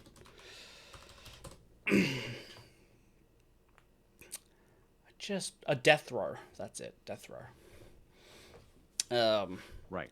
So, Right. I like, we've seen Inquisitors with an Alpha Legionnaire body. Do we think he was being honest? That he was like, I never once suspected him as being anything other than the last of the Crimson Consuls. We get his perspective, and he's pretty much like, what the hell? Right? Like, he at no point is like, yeah, I saw this coming. Right? Right, but we also don't get like how they met. We do not. That is true. Right. Yeah. So, I'm just... I mean, here's the thing. As an Inquisitor, he's mostly worried about people who are trying to kill him, right? He says that. Like, he shows up on this planet, and he's like, I'm getting my food tested because there are people who want to kill me, and also people that would like to kill me to pin it on someone else and accuse them of killing an Inquisitor. So, like, there's a lot of people here. But if there's a Space Marine who's willing to risk his life constantly to save Hart's life, then what's there to look at that point, Yeah, that's my point. I'm wondering if he's willing to be like, okay, there's this couple of lines in there where he's like, if I could root out 1,000 Alpha Legion, I think he calls them factors, like human servants working within the Imperium, right? And not make a dent on their impact of their network, right? If Right. people truly knew how everywhere the Alpha Legion was, it would drive them insane. And this guy spends a lot of time convincing other people he's less heretical than he really is. Like, even at the end, he's like, oh, well, the Pyrokine lady's threatening to send a report. I'm not going to not give her the answers a loyal Inquisitor would give. I'm not going to, like, further damn myself in case this lady changes her mind. Right. So I have to say, I didn't know. Other Space Marines didn't know. I'm wondering if he was like, well, I got introduced this person by somebody. and I've been chasing the Alpha Legion my entire time, and suddenly a Space Marine turns up from another chapter, and he claims to be the last one. I'm just going to believe that? Yeah. Yeah. I mean, I guess he would have the tools to investigate the story that he's being presented with. Sure. That's I true. mean, again, Alpha Legion's story, how deep does it go? How many records did they falsify? You know what I mean? Yeah. Like, maybe he did look into it, and maybe he just didn't look into it deep enough. Maybe. Maybe. But we don't know. Like you said, Brooks doesn't give us any indication of what he did to verify the story. He's just there. He's just there. He just trusts him. Yeah. Yeah. But I mean, so are you saying it's a question of negligence, or it's a question of intentionally allowing an Alpha Legion operative to hang out with you for a while? You know what I mean? I think it might be the latter. Oh, okay. Because there's like, even at the moment where at the end he's like, well, as you know, the other Inquisitor wouldn't dare kill the last Crimson Consul. If you stand down, maybe they won't fight you. And he's like, no, I'm your life ward. I'm here to defend you till death. It feels more like, hey, you're an Alpha Legion operative. Even if you don't know it, maybe you could embed yourself with them instead. Oh, interesting. Could be right. Yeah, it's good though. I mean, it's a good Inquisitor character because we are asking those questions because all these things are possible. Because we're in his head, but not all the way in his head. No. Yeah. That's good. He's good. Yeah, and there are just some good, smart lines in this book, smart ideas in this book that I highlighted. Yeah, hit me. Solomon, like our main character, Alpha Legion guy. There's the part where he's trying to get the spear. He's in the place where he thinks the spear is. And then he hears Solomon. And he's like, it was coming from a hidden Vox unit. And then the voice goes, I'm so glad you decided to. And then he goes, a less intelligent warrior would have stayed to listen. They would have stood, rooted to the spot. Not Solomon Akura. If your enemy felt secure enough to speak to you, you were standing in the wrong place. So he just books it out of the room. He's like, something bad's going to happen. I don't know what it is. I'm being taunted. That's never a good thing. Bye. Boy. And then, Hart tries to blow him up. Again, does he really try to blow him up? I don't know, man. Or does he just try to blow up the cornate Alpha Legions that were about to attack him for there being not enough people? And how? Yeah.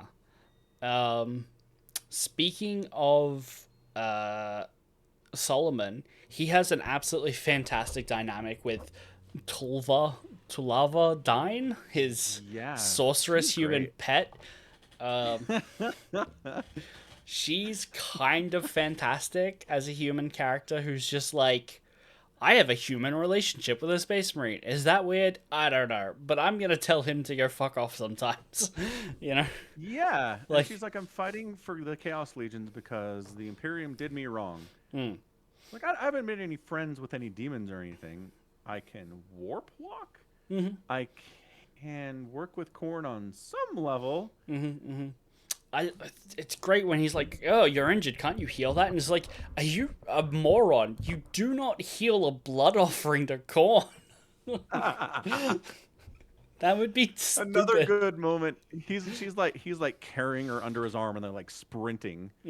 And they get somewhere and she's like, oh, I think I broke my ribs. And he's like, no, I would have hurt or felt that. And she's like, you would have felt that? I think, like, how do you think I would have felt? You know? Yeah. Oh. She's great. Yeah, the whole thing's great. Like in that first fight where we meet her, he's like, hey, can I get a distraction? And she's like, you want it clean or dirty? And he's like, I'll settle for fast. Yeah. She's like, trick question. I can only do dirty. That was later. Yeah. That was later. Yeah. Yeah. Yeah, she's funny. I like her a lot. Yeah. You've got her in a freaking drop pod, and she's like, this sucks. I hate this so much. And then she's like, oh, I could totally warp walk out of the space pod to the landing. And Solomon's like, no, hold on. You're panicked right now. I'm not sure this is a great idea. Uh, Yeah, and says that it's not safe for her to do it alone. Like well, it's safe for her to warp walk with Solomon. so the point there was like you don't warp walk into the enemy stronghold by yourself, right? It's less Gotcha. safe for those reasons. It's not the process of warp walking. Yeah. Yeah. Yeah.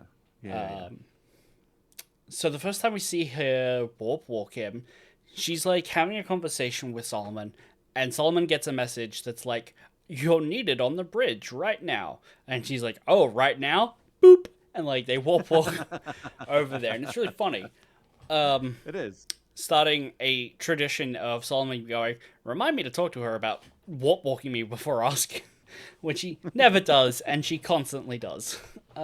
Constantly does. And he's like, I mean, look, it's annoying, but she's never teleported us into open space or into another person's body. Right. And so it's more reliable than teleportation or anything else I've ever seen. So whatever, it's Whatever. fine. Yeah. Could be worse. Yeah. But the interesting thing there was the where they were before, which was the Biologus Diabolicus, a heretic magos from the new Mechanicum, as they call it. Yeah. So there's a tiny little thing that happens at the start of this book that have some people in a tizzy, which is female space marines. Right. This book has a female space marine in it for like a sentence. Yeah. Blink and you miss it. Blink and you miss it. And like it's clearly stated that this person doesn't have the black carapace augmentation to let them like naturally meld with the suits of power armor. But this is a lady wearing a Astartes plate and carrying a bolter and acting as a dishonor guard, which I think that might be the cringiest thing in the book, where it's like, oh, this is his dishonor guard. It's like, you can still call it an honor guard if you're a bad guy. It's very Night Lord. It is a little. It's a little Night Lord. I do want to point out too, this is like the third or fourth straight Chaos Space Marine who's like not really down with chaos. Yeah. That we've read. Right? Yeah. Solomon Kura's like, yeah, I want to fight the Imperium. Do I want to be best friends with the Chaos Lords? No. Not at all. I look at people that have given themselves over to Khorne and Siege, and I'm like, really not for me, man. Yeah. He does have a line where it's like, oh, well, while the Alpha Legion as a whole is distrustful, it's inevitable that some would find their way into the service of the Ruinous Powers. And one of the guys, like, in his squad is like, oh, you should make a deal with Tzeentch. And he's like, in his mind, he's like, well, there are worse options, you know? Yeah, I'm just saying, it's... Right. They like... The books we've read enjoy giving us Chaos Space Marine perspective from the ones who aren't really steeped in chaos. Yeah, for sure. Because I think they're a little more swallowable. Like you can buy Solomon, you can't buy Khan to a certain degree. Right. Right. But also, this book is called Renegades. I feel like Renegades are aspect of Warhammer that doesn't get explored nearly enough, which is people who are not with the Imperium or Chaos. So the Carcharodons are technically considered renegades, but they consider themselves loyal. That's really interesting, I feel. That's a way more interesting dynamic than the Silver Templars in this, where they're just like, we're Space Marines, but also we just love to duel people. It's like, okay. Right. That's a neat little just chapter. Love fighting. It's the best. Yeah. And if they don't come out and fight us one-on-one, we'll call them cowards. It's like, okay. Yeah. I see your chapter heading for extinction very quickly. That's a great moment where the Silver Templar ambush them because they pretend that they're statues of the Primarchs. Yeah. And then he kills... Solomon kills one of them, and he goes... The Space Marine goes, "You are dishonorable." And then Solomon goes, "It was so like warriors of the Imperium to whine about his enemy's lack of honor after his own ambush had failed." Yeah. So I think the joke with this chapter is that they call the Silver Templars, which are like second-rate Black Templars, because Black Templars have the Emperor's champion named after Sigismund, who would go out on battlefields and attempt to find and slay the enemy commanders in single combat. Like, that's what he does, and that's what the Black Templars do. And so Right. these are the Silver Templars who go and try to duel their enemies, but aren't very good at it. No, they're Right. babies. Yeah. Yeah. So, Yeah. despite having all of the benefits of a Primaris Marine, which also, the first part of the book is just seeing Chaos Space Marines discover Primaris Marines for the first time and being like, oh shit, Guilliman's back. That's all fantastic. Really recommend Yeah. reading that in this book. That is good. They're on a mission. Things are going great, and they're like, "Wait, we don't recognize these Space Marines. Marines. What is happening? These are new What would weapons. it take for new Space Marines to be created by the Imperium? Who has the authority to authorize this?" Right. And then they just follow the chain through to, "Oh, Guilliman's back." Yeah. It's really good. That's very good, yeah. Yeah. So they're like, "Abort, abort, withdraw. What is going on here? We don't know what's happening." Yeah. Very, very Alpha Legion. It's good. It's very good. Another thing I liked is when Solomon's negotiating with the governor of the world that they've conquered at the end. Yeah. And he's like, all right, look, here's the deal. We can kill everyone, or you can declare independence from the Imperium and just pay us a tithe every once in a while. Oh, those bolt carriers you shot down under orders, we'll just tell everyone they were Indomitus reinforcements coming to you. They weren't ours. Those were Imperial ships. That's And a when pretty the Imperium, yeah, when the Imperium swings by in 6 or 7 years, they're going to be pissed off at you and just kill you all Well, anyway, anyway. and install new leadership. And the dude's like, that does sound like something they would do. Yeah. So then he's like, all right, cool, down. And then Solomon goes, my congratulations, Governor. Your decision has spared many millions, perhaps billions from death. For now, of course. But what more can we ask for from this uncertain galaxy? Yeah. So there's something about the audio narration that makes them all sound like really young people. Just being like, interesting. these feel very much like Han Solos in their own movie, you know? It's not bad, it's just not very Astartesian. Right. So, very witty, and it works to a degree. Like, Mike Brooks is having fun, and I'm not going to blame him. He is. Yeah. He's good at having fun. Yeah. Yep. Yep. All right. Is that it for this book, or do you have another quote highlighted that you want to talk about? That's it. And that's all my highlights. They were good. They were good. Yeah. I appreciate the practicality of the Alpha Legion, at least as written by Mike Brooks in this book. Where they essentially all vote for who gets to be Harrowmaster. Yeah. And when you're Harrowmaster, you're like, I'm one failure away from getting replaced, and I'm kind of okay with that. Because I won't be the right person to lead if I failed. Someone else is probably better. Yeah. For sure. Yeah. It's very meritocracy style based. Yeah. Although sometimes you're just a guy that everybody hates, but also you have titans. And then you get to be Harrowmaster. Right. Yeah. So there's politics going on for sure. It's a nice system. It doesn't always work, but they've got a code of ethics at the very least. They do. Uh, And there's a couple times too in the book where random Imperium leadership does a FaceTime with somebody from the Alpha Legion, and they're like, "You don't have horns or like all right. terrible fangs or anything. We put you in an Ultramarine uniform, and you'll look like an Ultramarine. What the hell?" Right. It's our first exposure to like Chaos Space Marines that just look like normal Marines. Right. He's like, oh, Yeah. the only other Chaos Space Marines I've met were like the Adored or something from the Emperor's Children warbands, and it's like, and they have a tendency to change how they look. He's like, this is very not that. This just looks like us. Yeah. It's great. A little paradigm shift there. He's like, oh, not all chaos is monstrous, at least visually. Yeah. Yeah. Well, and again, the Alpha Legion shows up and gives you an option. Alpha Legion shows up and says, we're not really that interested in butchering 1 billion people. It takes a while. It's going to take some out of us, too. It's easier if you just surrender and kind of become our vassals, and everybody's happy, right? Yeah. Yeah.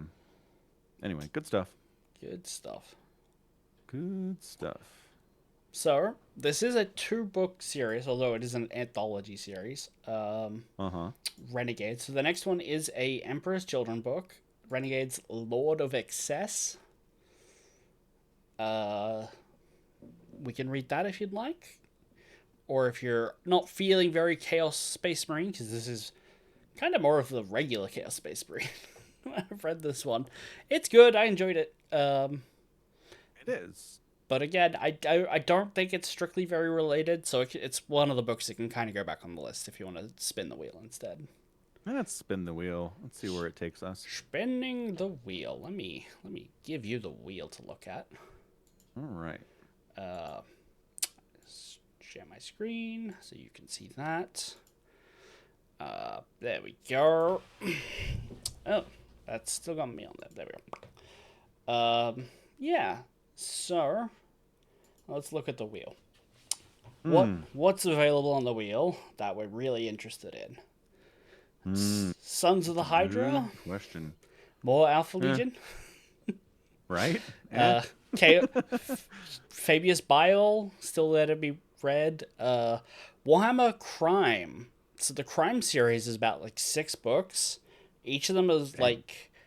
they're not all connected, so I've just got it on there. The first one I've written is Bloodlines. It's a good book. It's like very down on the ground cop drama, and noir detective novels. They're really good. Gotcha. So we have Sisters of Battle here. That's a 2 or 3 book series. A couple of one-shot Imperial Guard books here. Witchbringer, Dead Man Walking, Longshot. I think Dead Man Walking has a sequel now, but I don't think Longshot or Witchbringer do. Yeah. Belisarius Crawl, A Great Work. That's a book about, like, Belisarius Crawl going to get Gulliman and, like, wake him up so that the plot can happen. He does that? I thought the Eldar did that. Yeah, he does it with them. She's there too. Okay. Yeah. Sure. Dante, a Blood Angels book. I feel like we should read some Blood Angels. And Watchers of the Throne series. The Emperor's Legion. Great books. Great couple of books. Written by Chris Raitt, who did the Erasmus Kroll Inquisitor series we read, where, like, the Golden Throne's failing. These books are set that's a good one. They're set at the same time at the Imperial Palace, so they cross over a little bit. It's neat. Okay. I like that idea. Let's Good. spin the wheel.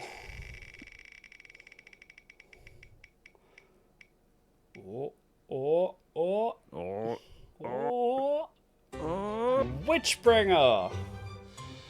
Oh, there we go. Witchbringer. There we go. By Stephen B. Fisher. We read him before? It doesn't sound familiar. No, I think this is like his first Warhammer book. Yeah. An Astra Militarum novel. Yeah, it sure is.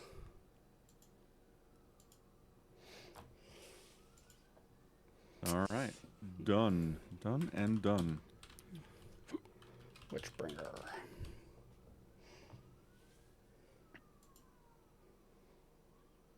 Yeah. Suffer not the witch to live, unless by their service they might earn redemption. Okay. Purchased. Done. In the library. Excellent. Let's see if I can read 12 months and this week. It'll be a challenge. You've only got 6 days, because we did the podcast late. That's a good point. Extra difficult. Difficulty level high. Don't worry, I'm sure I will get through about the 37 hours I have left on Oathbringer this week, too. You think you will? No. I will get maybe another 8 hours done this week, I think. Progress matters. So normally I finish the book that we're listening to day of the podcast, but because you told me we were pushing it, and I slept all of yesterday, I had to finish it today, which meant I didn't listen to any Oathbringer today, which I normally would have. Right. Also, I forgot to charge my headphones yesterday, so I couldn't have if I wanted to. They died with 30 minutes left in the book.